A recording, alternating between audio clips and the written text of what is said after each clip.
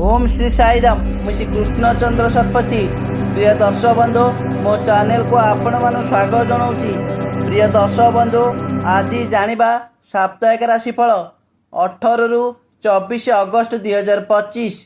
ए सप्ताह गजकेशरी राजयोग सृष्टि होइथिबारु एई 6टी राशि एबे मालामाल। ग्रह गति जोगु साप्ताहिक राशिफल आकलन कराए। ग्रह मानकर गतिविधि जोगु आसंत सप्ताह किछि राशि पाई अत्यंत शुभ होबाकु जाउथिबा बेले अन्य राशि गुड़िक सावधान हेबा आवश्यक।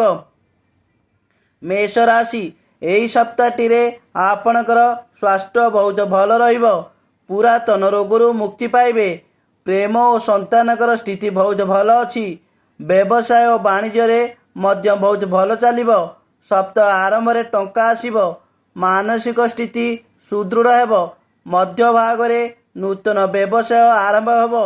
आपण जमी कोठा एवं जानवाहन किणिबारे प्रबल संभावना अछि। संपूर्ण सप्ताहटी बहुत भल अछि। आपण प्रत्येक क्षेत्र रे अभिवृद्धि आड़कू अग्रसर हेबे। आपण सूर्यदेव को जल अर्पण करंतु।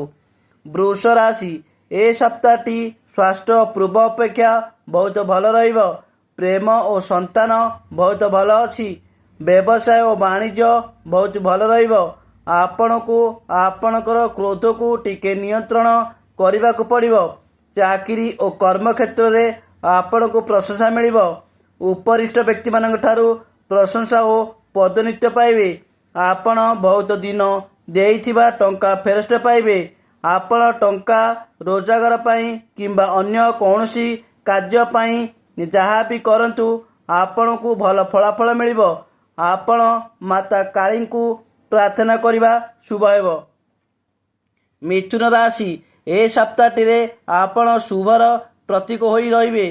स्वास्थ्य अवस्था भल अछि। प्रेम और संतान क्षेत्र रे बहुत भल रहिबो।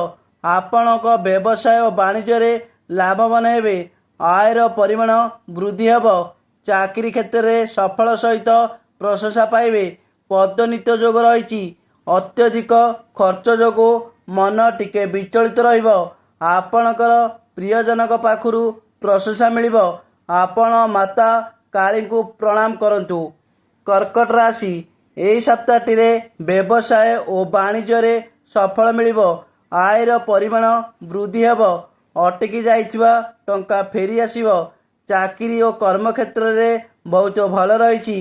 उपरिष्ट ऑफिसर पाखे प्रशंसा मिलिबो। प्रेम और संतान और संतति क्षेत्र रे बहुत उन्नति हेबो।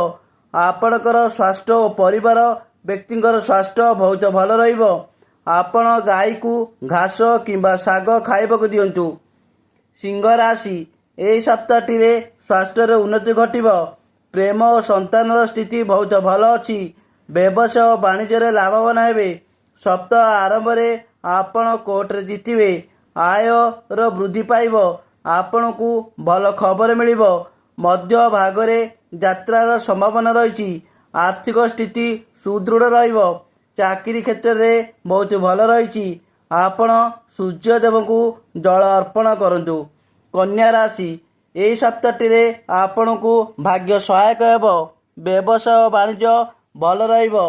व्यय अपेक्षा आय अधिक रहिबो। प्रेम और संतान बहुत भल रही। आपण धार्मिक कार्य रे अंशग्रहण करिवे। चाकरी और कर्म क्षेत्र रे प्रशंसा और सफलता अर्जन करिवे। आपण आपणक प्रियजनक ठारू समर्थन पाइबे। आपणक स्वास्थ्य मध्यम दर रहिबो। आपण लाल जिनिष दान करिबा शुभ अटे। तुला राशि ए सप्ताहटी आपणकर मध्यम दर रहिबो। आपणकर स्वास्थ्य ठीक अछि किंतु मुंड बिंधा एवं आखि जंत्रणा रहिबो। प्रेम और संतान भल अछि। व्यवसाय और वाणिज्य मध्यम धन रहिबो। चाकरी क्षेत्र में मध्यम धन रहिबो। टंका प्रति सतर्क रुहंतु नचेत अधिक टंका खर्च होइजिबो। कोर्ट रे आपणकर विजय हेबे। आपण माता लक्ष्मी देवी को प्रार्थना करंतु। बिच्छा राशि ए सप्ताहटी आपणकर मध्यम धन रहिबो। आपणकर स्वास्थ्य पूर्व अपेक्षा टिके भल रहिबो। प्रेम और संतान स्थिति भल। व्यवसाय और वाणिज्य मध्यम धन रहिबो। आयर परिमाण सीमित रहिबो। ଚାକିରି କ୍ଷେତ୍ରରେ ଦେଖି ଚାହିଁ ଚଳନ୍ତୁ। ସପ୍ତାହର ଶେଷ ଆଡ଼କୁ ସ୍ୱାଭାବିକ ରହିବ।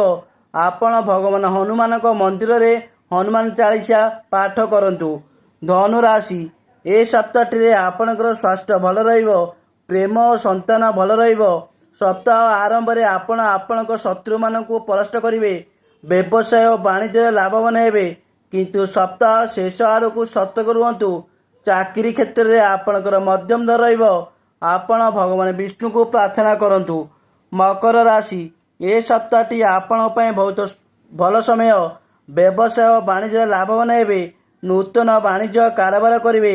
ଆୟର ପରିମାଣ ବୃଦ୍ଧି ଘଟିବ। ଚାକିରି କ୍ଷେତ୍ରରେ ଉଚ୍ଚ ପ୍ରଶାସିତ ପଦୋନ୍ନତି ମିଳିବ।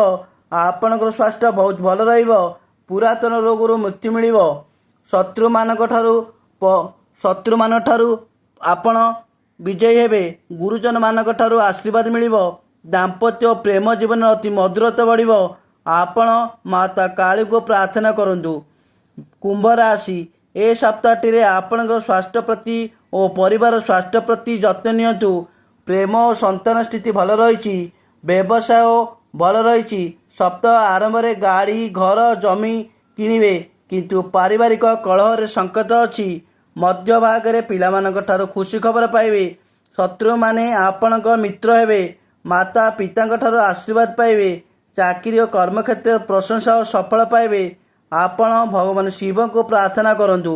ମୀନ ରାଶି, ଏ ସପ୍ତାହଟିରେ ଆପଣଙ୍କର ସ୍ୱାସ୍ଥ୍ୟ ଭଲ ରହିବ। ପ୍ରେମ ଓ ସନ୍ତାନ ଭଲ ରହିଛି। ବ୍ୟବସାୟ ଓ ବାଣିଜ୍ୟରେ ସଫଳତା ମିଳିବ। ଆୟର ପରିମାଣ ବୃଦ୍ଧି ଘଟିବ। ଚାକିରି କ୍ଷେତ୍ରରେ ପଦୋନ୍ନତି ରହିଛି।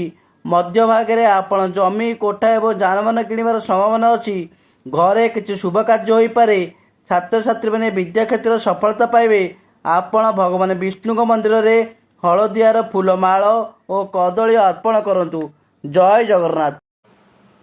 ପ୍ରିୟ ଦର୍ଶକ ବନ୍ଧୁ, ଯଦି ମୋ ଭିଡ଼ିଓଟି ଆପଣମାନଙ୍କୁ ଭଲ ଲାଗୁଥାଏ ତେବେ ଭିଡ଼ିଓରେ ଲାଇକ୍ ଦେବେ, କମେଣ୍ଟ କରିବେ ଏବଂ ଭିଡ଼ିଓଟିକୁ ସେୟାର କରିଦେବେ।